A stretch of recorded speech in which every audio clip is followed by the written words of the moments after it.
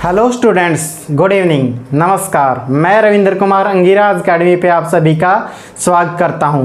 चलिए आज फिर मैं लेके आ गया हूं आपके लिए नेक्स्ट लेक्चर। और जो ये आज का लेक्चर है ये क्लास 10 का है, ये क्लास 10 का है। और आज हम पढ़ने जा रहे हैं चैप्टर नंबर 1 को। चैप्टर नंबर 1 को हम पढ़ने जा रहे हैं, चैप्टर नंबर 1 को पढ़ने जा रहे हैं। और जो चैप्टर नंबर 1 है वो यहाँ पर है रियल नंबर। वो क्या है? Real number. Real number class 9 के अंदर हम पहले ही इन नंबरों को पढ़ चुके हैं। कौन कौन से नंबर को पढ़ चुके हैं हम? Real number and irrational number. इन दोनों नंबर्स को हम पहले ही पढ़ चुके हैं। अगर आपको याद नहीं है ये होते क्या हैं, तो जो इस वीडियो जो मैंने पढ़ाए हैं, मैंने सभी नंबर आपको पढ़ा दिए हैं। Real number, irrational number, integer क्या होता है, ठीक है, नेचुरल नंबर, सब मैंने पढ़ा दिया। उस वीडियो का जो लिंक है मैं आपको डिस्क्रिप्शन बॉक्स में दे दूंगा। अगर आपको ये नहीं पता कि रियल नंबर क्या होता है, इरेशनल नंबर क्या होता है, उस वीडियो के लिंक मैं आपको डिस्क्रिप्शन बॉक्स में दे दूंगा। वहां पर जाकर आप उस वीडियो को देख लेंगे। अब मैं इससे आगे पढ़ाने जा रहा हूं। जो चैप्टर 1 है ये हमारा यहाँ पर 2 थ्योरम्स के ऊपर काम करता है। जो पहली थ्योरम है वो है यूक्लिड्स डिवीजन एल्गोरिथम। जो पहली हम थ्योरम इस चैप्टर के अंदर वो स्टडी करेंगे वो है यूक्लिड्स डिवीजन एल्गोरिथम। सबसे पहली थ्योरम यही है। और जैसा कि यहाँ पर लिखा हुआ डिवीजन, जैसा कि यहाँ पर पहले लिखा हुआ डिवीजन, तो ये किससे रिलेटेड है? डिविजिबिलिटी से है। किससे रिलेटेड है? डिविजिबिलिटी से ये लिंक है। और डिविजिबिलिटी भी किस नंबर की? डिविजिबिलिटी भी किसकी? पॉजिटिव इंटीजर की। किसकी? पॉजिटिव इंटीजर की डिविजिबिलिटी से ये लिंक है, रिलेटेड है यानी कि। तो यहाँ पर क्या होता है, यहाँ पर अगर हम किसी नंबर ए को, अगर यहाँ पर कोई नंबर ए है उसको डिवाइड किया जाता है, किस नंबर से? एक नंबर बी से डिवाइड किया जाता है। अगर किसी नंबर जो पॉजिटिव इंटीजर ए है, यानी कोई नंबर पॉजिटिव इंटीजर ए है, उसको पॉजिटिव इंटीजर बी के साथ डिवाइड किया जाता है, और इस केस में अगर आर रिमाइंडर आता है, इस तरीके से डिवाइड किया जाता है कि रिमाइंडर क्या बचे? यहाँ पर आर बचे। रिमाइंडर क्या बचे? आर बच जाए। इस तरीके से डिवाइड किया जाता है। तो फिर यहाँ पर क्या होता है, और आर की जो वैल्यू होगी, आर की जो वैल्यू होती है वो ऑलवेज क्या होती है? लेस देन होगी या फिर इक्वल, लेस देन ही होगी। किससे लेस देन होगी? वो होगी बी से लेस देन होगी। किससे लेस देन होगी? बी से। अगर हम किसी नंबर को, किसी पॉजिटिव इंटीजर ए को डिवाइड करते हैं पॉजिटिव इंटीजर बी के साथ, तो यहाँ पर इस तरीके से डिवाइड करें कि आर यहाँ पर क्या बच जाए? रिमाइंडर बच जाए। और आर की वैल्यू क्या है? बी से क्या होनी चाहिए? छोटी। जिससे हम डिवाइड कर रहे हैं यानी कि क्या है, जो हमारा डिवीजर है इससे छोटी होगी। किसी भी केस में देखेंगे हम तो क्या होगी? वो वैल्यू क्या होगी? छोटी होगी। आर से बी से छोटी होगी। किससे छोटी होगी? बी से छोटी होगी। या फिर क्या होगा? या फिर क्या हो सकता है? या फिर जीरो रिमाइंडर बचे। या फिर क्या बचे? जीरो रिमाइंडर बचे। या फिर बचेगा जीरो भी है तब भी वो क्या है? बी से छोटा ही होगा। तो आपको ये लगेगा यहाँ पर कि ये सारा तो क्या है? एक तरीके से लॉन्ग जो डिवीजन प्रोसेस होती है डिवाइड करने की, लॉन्ग डिवीजन जो प्रोसेस होती है डिवाइड करने की, उसके जैसा सिमिलर लगेगा, उसके जैसा सिमिलर। और बिल्कुल है भी वैसे ही सिमिलर सा है। तो लेकिन यहाँ पर क्या डिफरेंस आता है? जो ये यूक्लिड डिवीजन एल्गोरिथम है, जो यूक्लिड डिवीजन एल्गोरिथम है, इसकी बहुत सारी, इसका जो है, इस प्रॉपर्टी का जो बहुत सारे यूज होते हैं, इस प्रॉपर्टी के जो बहुत सारे यूज होते हैं। लेकिन जो हम इस चैप्टर के अंदर पढ़ने जा रहे हैं वो इसका यूज करेंगे हम HCF को फाइंड आउट करने में। HCF का फाइंड आउट करने में जो HCF है उसको निकालने के लिए जो है इस यूक्लिड डिवीजन एल्गोरिथम का हम यूज करेंगे। इस प्रॉपर्टी का जो है, इस थ्योरम का यूज करेंगे। वैसे तो इस प्रॉपर्टी के बहुत सारे यूज हैं, मैनी यूज हैं, लेकिन जो इस चैप्टर में हम पढ़ेंगे वो HCF कैसे फाइंड आउट करते हैं यूक्लिड डिवीजन एल्गोरिथम का यूज करके, वो हम पढ़ेंगे, वो हम पढ़ने जा रहे हैं। एक बार अगर आपको इसका स्क्रीनशॉट लेना है तो ले लीजिए, फिर मैं इसको इरेज कराऊँ। मैं पहले आपको थोड़ा बेसिक बताऊंगा, मेन हम पढ़ेंगे एक्सरसाइज से पहले। उम्मीद है स्क्रीनशॉट आपने ले लिया होगा। अब मैं इसको इरेज करने जा रहा हूँ।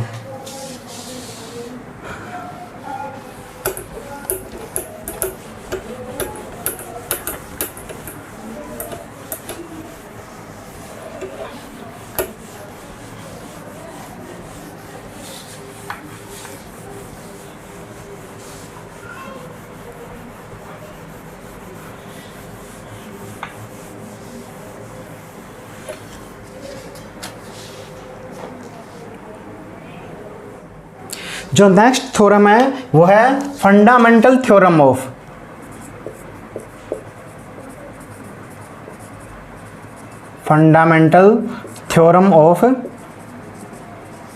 अर्थमेटिक। जो अगली थ्योरम है वो कौन सी है? फंडामेंटल थ्योरम ऑफ अर्थमेटिक है। जैसा कि हम जानते हैं ये रिलेटेड है मल्टीप्लिकेशन ऑफ, ये जो थ्योरम है ये लिंक करती है multiplication of positive integer, multiplication of positive integer. जो ये थ्योरम है ये लिंक करते हैं यहाँ पर मल्टीप्लिकेशन ऑफ पॉजिटिव इंटीजर। जैसा कि हम जानते हैं कि कोई भी कंपोजिट नंबर होता है, कोई भी कंपोजिट नंबर होता है उसको हम प्राइम नंबर, वो क्या होता है, ये कोई भी कंपोजिट नंबर होता है वो क्या होता है? प्रोडक्ट होता है। प्रोडक्ट किस किस का होता है? वो प्रोडक्ट होता है यहाँ पर प्राइम नंबर का। वो किसका प्रोडक्ट होगा? वो कोई भी कंपोजिट नंबर है वो प्रोडक्ट होता है प्राइम नंबर का, और प्राइम नंबर का प्रोडक्ट होता है। और यही इंपॉर्टेंट फैक्ट है, यही इंपॉर्टेंट क्या है? फैक्ट है। किसके लिए? Fundamental theorem of arithmetic. Fundamental theorem of arithmetic के लिए इंपॉर्टेंट फैक्ट है कि क्या है, कोई भी कंपोजिट नंबर है वो क्या होता है? प्रोडक्ट होता है। वो प्रोडक्ट होता है किसका? प्राइम नंबर का। अगर मैं लिखूँ यहाँ पर 15, क्या लिख दिया मैंने? फॉर एग्जाम्पल के लिए अगर मैं आपको समझाऊँ 15 है तो हम जानते हैं कि ये किस किस का प्रोडक्ट है। अगर मैं इसको लिखूँ 1 × 15 तो भी क्या है? 1 and 15 क्या है? 1 and 15 क्या है? यहाँ पर प्राइम नंबर है। क्या है? प्राइम नंबर है। अगर 3 और 5 भी लिख सकते हैं, 3 और 5 भी। हालांकि 15 क्या है? 15 तो यहाँ पर प्राइम नंबर है ही नहीं। मैंने जैसी लाइन मैंने बताई पिछली, ये गलत थी। आप सभी ने हाँ भी भर दिया होगा, आप सभी ने यस में आंसर कर दिया होगा और सोचा भी होगा हाँ 15 तो है, लेकिन क्या 15 प्राइम नंबर है? नहीं। 15 जब हम 15 को तोड़ेंगे 3 × 5 लिखेंगे तो यहाँ पर क्या है? 3 भी प्राइम नंबर है। 3 भी क्या है? प्राइम नंबर है। और 5 भी क्या है? यहाँ पर प्राइम नंबर है। 5 भी क्या है? Prime number. तो इसका मतलब हमने क्या देखा कि कोई भी कंपोजिट नंबर है वो क्या है? एक तरीके से प्रोडक्ट होता है किसका? प्राइम नंबर का। 2 नंबर भी प्राइम हो सकते हैं, 3 नंबर भी प्राइम हो सकते हैं और ज़्यादा भी हो सकते हैं। ठीक है। अगर अगला एग्जाम्पल मैं लिख के दिखाऊँ यहाँ पर, जैसे यहाँ पर 25, तो 25 को हम क्या लिख सकते हैं? 5 × में 5। अब 5 क्या है? ये भी क्या है और ये भी, दोनों ही 5 क्या है? क्या थे यहाँ पर? प्राइम नंबर थे। क्या थे? Prime number. तो यहाँ पर जो ये थ्योरम है कंपोजिट नंबर के साथ डील करेगी और वो क्या बताती है कि प्रोडक्ट होता है कंपोजिट नंबर प्राइम नंबर का। और जो ये फैक्ट है यही इंपॉर्टेंट है जो फंडामेंटल थ्योरम ऑफ अर्थमेटिक है उसके लिए। और जो इस चैप्टर में है इस थ्योरम के हम 2 यूज करेंगे, इस थ्योरम के हम 2 यूज करेंगे। ये नीचे वाला मैं मिटा रहा हूं एक बारी, अगर आपको इसका स्क्रीनशॉट लेना तो ले लीजिए। नीचे वाली लाइन सिर्फ इरेज करूंगा।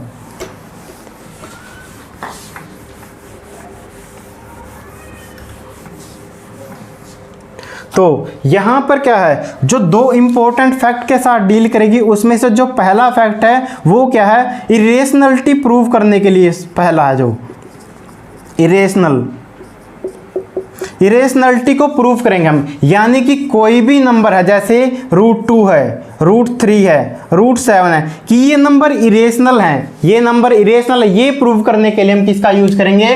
फंडामेंटल थ्योरम ऑफ अर्थमेटिक का यूज करेंगे। इस थ्योरम का यूज करेंगे, फंडामेंटल थ्योरम ऑफ अर्थमेटिक का।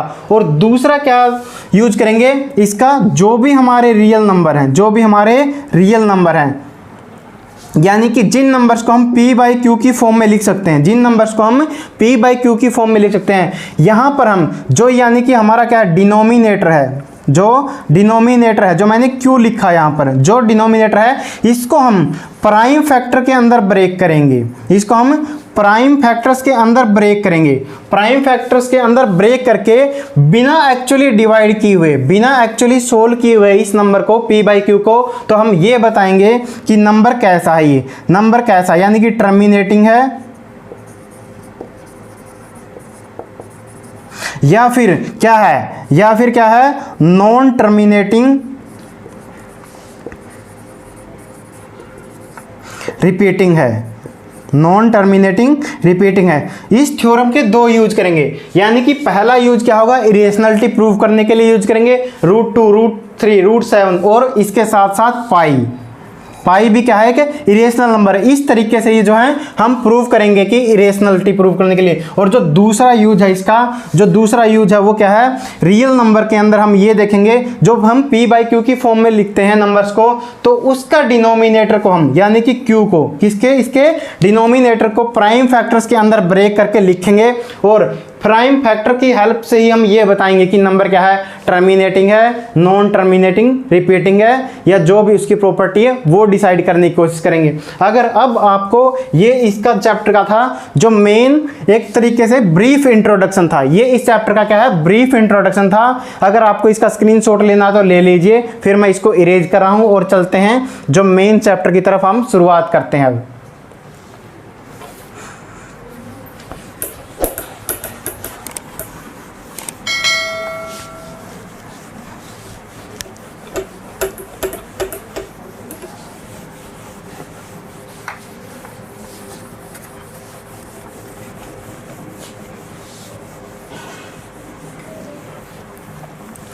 अब आपसे मैं एक सिंपल क्वेश्चन पूछने जा रहा हूं, क्योंकि वो इस चैप्टर के साथ लिंक करेगा।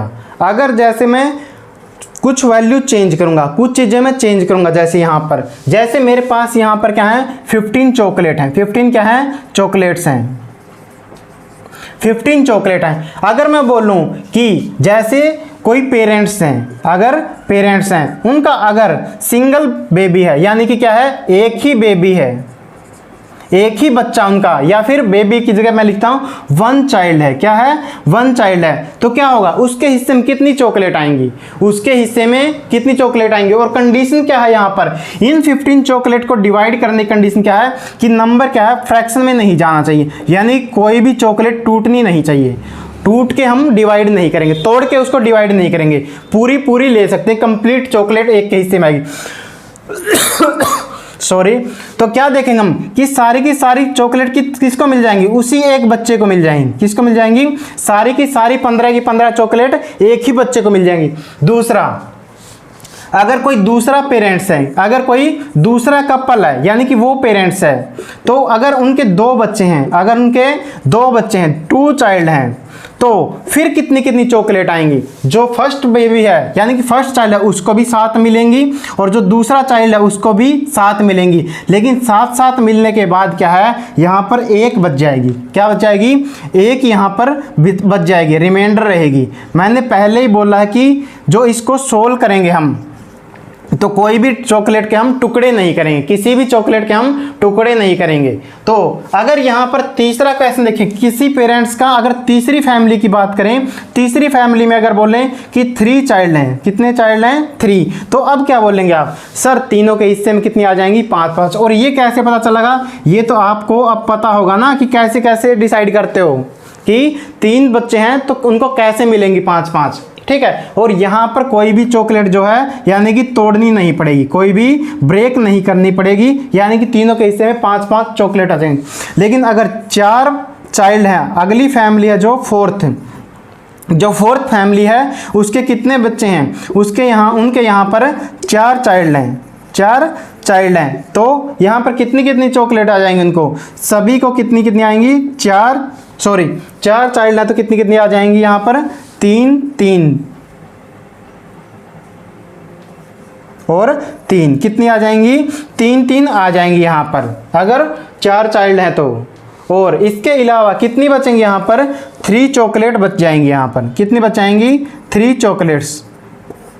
तो अगर मुझे ये बता दिया जाए कि अगर मैं अब उल्टा क्वेश्चन पूछूंगा मैं आपसे, अब मैं उल्टा क्वेश्चन पूछूंगा, अगर 3 बच्चे हैं, 3 बच्चे यहाँ पर और 5-5 चॉकलेट आ रही है तीनों के हिस्से में, तो टोटल कितनी चॉकलेट हैं, तो टोटल कितनी चॉकलेट। अब मैं क्वेश्चन उल्टा पूछ रहा हूं यहां पर, यानी कि ये गायब कर रहा हूं एक तरीके से, इसको अगर हटा दें यहां पर, और अगर मैं यहां पर पूछूं जो 4th फैमिली थी हमारी जिसके 4 चाइल्ड थे, तो यहां पर हमने देखा कि 4 चाइल्ड है। अगर आपको बता जाए कि 4 चाइल्ड हैं और हर एक के हिस्से में 3-3 चॉकलेट आ रही हैं, 3-3 चॉकलेट आ रही हैं और 3 चॉकलेट बच रही हैं, तो टोटल पेरेंट्स के पास कितनी चॉकलेट थी। अब भी मैं उल्टा क्वेश्चन पूछ रहा हूं, क्योंकि इससे अगला जो आएगा वो इसी से लिंक करेगा, जो इससे अगली जो थ्योरम है जो है बताऊंगा आपको, वो इसी से लिंक करेगी। जैसे अगर मैंने बोला किसी फैमिली के अंदर क्या है, इसको मैं स्टेटमेंट को थोड़ा चेंज कर लेता हूं।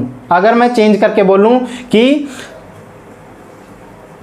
एक फैमिली जो उसकी चाइल्ड है, एक फैमिली है उसके 2 बच्चे हैं, उसके 2 बच्चे हैं, तो यहां पर और उनको 11-11 चॉकलेट आ रही हैं, 11-11 चॉकलेट आ रही हैं और 1 चॉकलेट बच रही है, तो टोटल कितनी चॉकलेट हैं। कमेंट बॉक्स में कमेंट करके जरूर बताएं कितनी आएगी जो इसका आंसर है। इसके अलावा अगर मैं बोलूँ यहाँ पर कि किसी फैमिली के 5 बच्चे हैं, किसी फैमिली के 5 बच्चे हैं और हर एक बच्चे को कितनी आ रही हैं, 10-10 चॉकलेट आ रही हैं, हर एक बच्चे को 10-10 चॉकलेट आ रही हैं और उसके अलावा 4 चॉकलेट बच रही हैं, तो आप बताएंगे कितनी चॉकलेट उनके पास थी।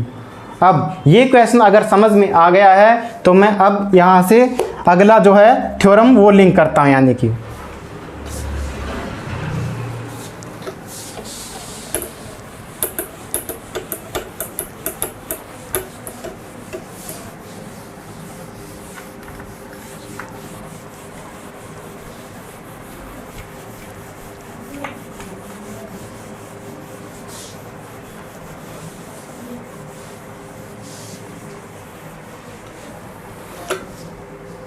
अब यहाँ पर 2 लोगों की कहानी है, जो ये कहानी है वो 2 लोगों की है। एक तो क्या है यहाँ पर राजू है, कौन है, राजू।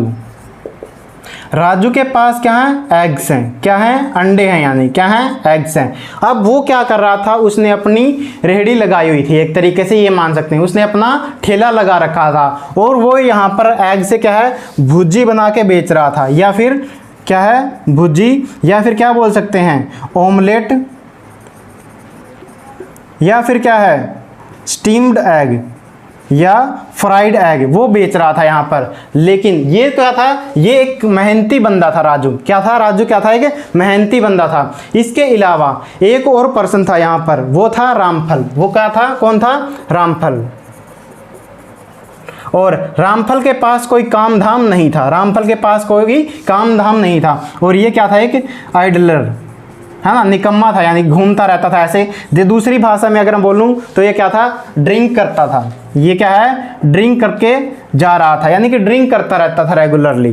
तो क्या है, अब राजू ने यहाँ पर ऐसे ठेला लगा रखा था एक जगह के ऊपर, और जो है राजू ने अपना ठेला यहाँ पर लगा रखा था। अब ये आया, रामफल ड्रिंक करके आता है, जो है रामफल ड्रिंक करके आता है। तो ये बोलता है यहाँ पर आके, इसकी जो है ठेले के पास आके कि मुझे 2 अंडे दे दे, मुझे 2 अंडे दे दे। तो ये बोलता है नहीं दूंगा, तू पैसे तो देता नहीं, तू पैसे तो देता नहीं।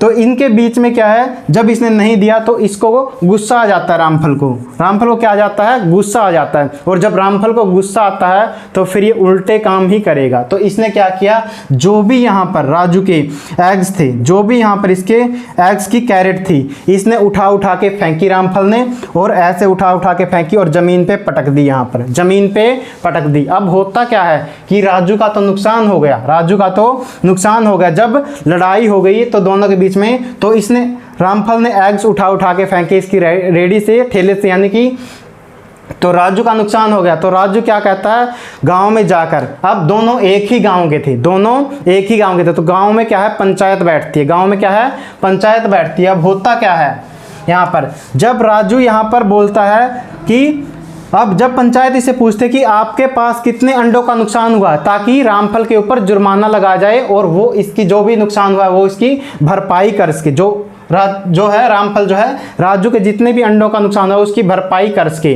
तो ये डिसाइड करने के लिए तो राजू क्या है, अब थोड़ा सा पढ़ा लिखा था, तो उसने क्या बताया, अगर मैं अपने अंडों को, अगर जो भी उसके पास अंडे थे अगर उनको टूज में काउंट करता हूं, किसमें, टूज में काउंट, यानी कि दो में काउंट करता हूं, तो एक अंडा बचेगा। क्या बचेगा, एक अंडा बचेगा, वन विल रिमेन, तो एक अंडा बचेगा। तो पंचायत को फिर से समझ नहीं आया कि भाई क्या बोलना चाहता है, कि कितने अंडे थे उसके पास। फिर उसके पास उसने बोला कि अगर थ्रीज में काउंट करूं तो वो हिंट देगा, अब हिंट दे रहा है अब राजू की उसके पास कितने अंडे थे। राजू एक तरीके से हिंट दे रहा है, तो ये देख रहा है कि थ्रीज में काउंट करूं, अगर मैं अंडों को थ्रीज के अंदर काउंट करूं तो मेरे पास 2 अंडे जो हैं 2 एग्स रिमेनिंग करेंगे, यानी कि 2 एग्स लेफ्ट रहेंगे, यानी कि 3 के पेयर बनाऊं तो कितने अंडे, 2 अंडे ऐसे रहेंगे जो अलग रहेंगे, वो पेयर नहीं बना पाएंगे 3 का। फिर उसने बोला आगे फिर से बोलता वो कि अगर 4 के अंदर काउंट करूं, अगर 4 के ग्रुप बनाऊं अंडों के, 4 अंडों को अलग अलग रखूं, 4 अंडों को अलग अलग रखूं, तो फिर बोलता है कि कितने अंडे, 3 एग्स, 3 एग अब की बारी बचेंगे, 3 अंडे जो हैं बचेंगे अब की बारी, 3 अंडे क्या हैं बचेंगे।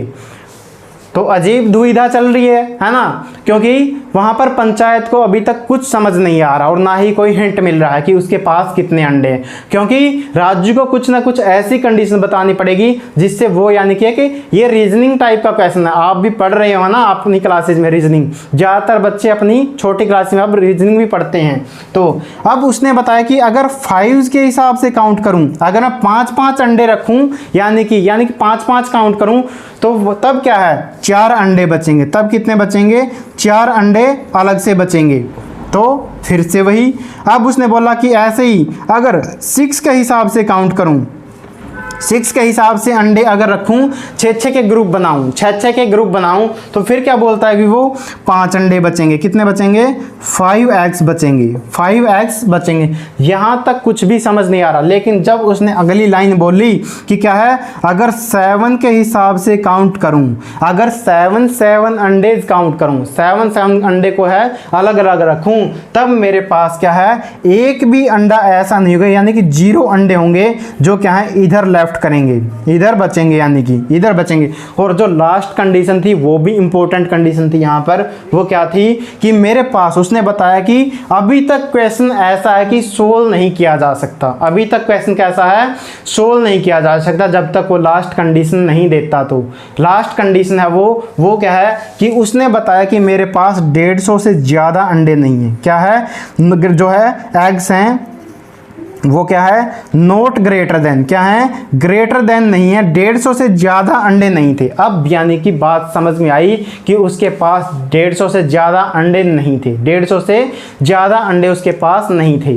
जब 150 से ज़्यादा अंडे उसके पास नहीं थे तो यहाँ पर हमें इन सभी से कोई हिंट नहीं मिल रहा, ज़्यादातर इन सभी से अभी तक कोई हिंट नहीं मिला, लेकिन हिंट मिलता है इससे लास्ट लाइन से कि उसके पास 150 से ज़्यादा अंडे नहीं थे। और दूसरा क्या कि अगर 7 रखता है वो, तो क्या है उसके पास 0 अंडे बचेंगे। तो एक तरीके से अगर उसके पास मैं बोलूं कि अगर 5 अंडे हैं, अगर जैसे मैं बोलूंगा यहाँ पर कि इस लाइन से हमें क्या पता चलता है कि जो भी उसके पास अंडे थे वो 7 के मल्टीपल में थे, 7 के मल्टीपल में थे, यानी कि जो भी 7 की टेबल में आता है उसके रिगार्डिंग ही उसके पास अंडे थे। जैसे मैं अगर यहाँ पर लिखूं, यहाँ पर अगर मैं बताऊं आपको कि 7, 14, 21, 28, 35 और इसी तरीके से चलूं और कहाँ तक लिख लूँ इसको, 150 तक लिखूं, इस टेबल को कहाँ तक लिखूं, 150 तक अगर मैं लिख देता हूं तो 7 की टेबल को, यानी कि तो फिर हम यहाँ पर hit and trial method use करेंगे। यहाँ पर क्या करेंगे,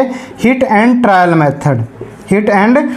मेथड का यूज करेंगे और यहाँ पर हर एक नंबर को चेक करते हुए चलेंगे कि कौन सा केस पॉसिबल है। जैसे मैं पहले पे चलता हूँ 7 पे, अगर मैं बोल लूँ कि यहाँ पर राजू के पास 7 अंडे थे, तो इसका मतलब क्या है, 2 के हिसाब से काउंट करें तो कितना बचता है, 1, यानी कि 2 के हिसाब से अगर आप इसको चेक करेंगे कि 2 के पेयर बनेगा, 2 3 जा 6, तो यानी कि 1। यस, ये बिल्कुल सही कंडीशन बन रही है। लेकिन जब हमने 3 से डिवाइड किया, जब हमने 7 को 3 से 3 2 जा 6 तो 1 बच गया, लेकिन अब की बार ये कंडीशन यहाँ पर फेल हो गई है, क्योंकि यहाँ पर उसने बोला है कि जब 3 3 के हिसाब से काउंट करेंगे तो उसके पास 2 अंडे बचने चाहिए। उसके पास कितने अंडे बचने चाहिए? 2 अंडे उसके पास जो है बचने चाहिए, लेकिन यहाँ पर जो हमारा क्या है 1 अंडा बचा, इसका मतलब उसके पास 7 अंडे नहीं थे। उसके पास क्या है 7 अंडे नहीं थे। इसके बाद एक बार मैं इसको इरेज कर लेता हूँ, आप थोड़ा सा इसका स्क्रीनशॉट ले लीजिए अगर लेना है तो आपको।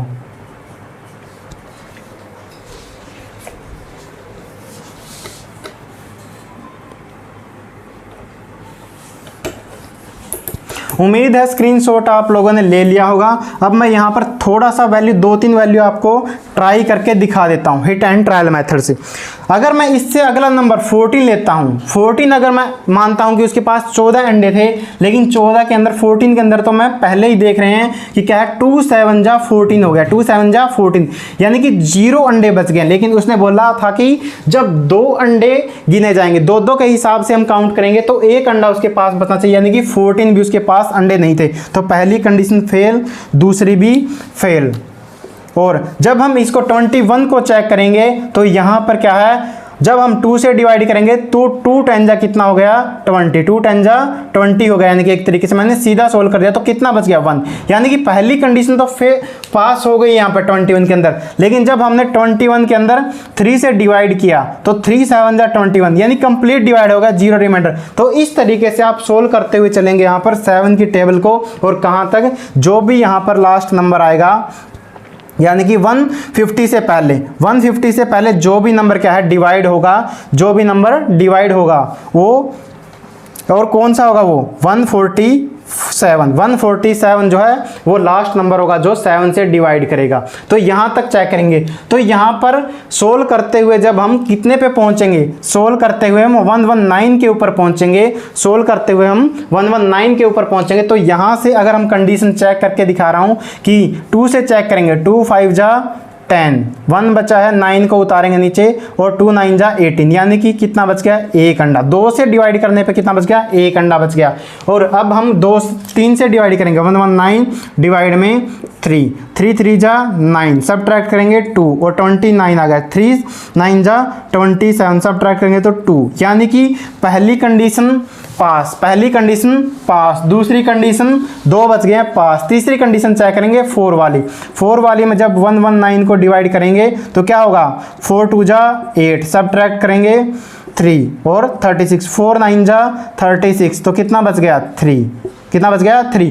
थर्ड कंडीशन भी फेल, सॉरी थर्ड कंडीशन भी पास। इस तरीके से जब आप चेक करेंगे इसको तो 119 जो है राइट आंसर होगा, यानी कि राजू के पास कितने अंडे थे 119 थे।